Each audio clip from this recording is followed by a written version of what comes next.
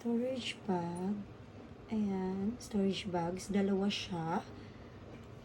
Binili ko yan sa Mumusu. Tapos ito naman sa H&M. Stacking. Dalawa yan for 15 dirhams lang. Before, nasa 59. Bumili din ako ng medyas. 10 dirhams. Pero binayaran ko sa H&M. Dalawa na yan. Stacking at saka medyas. 15 dirhams lang. O, diba? Panalo. Bumili din ako sa Mumusu ng ayan, hand cream at saka itong lagayan ng mga shampoo, conditioner. Ayan, ang cute niya lang. Ayoko ng binili ko dati na mga lagayan. So ito, ang ganda, plastic lang siya at madali siyang lagyan. Kakatawa. Haba na ng kuko ko. Hindi ko naputulan. Then, toothpick kay Eson to. Nalimot ko bigay sa kanya. And, ayan, bumili din ako ng clip.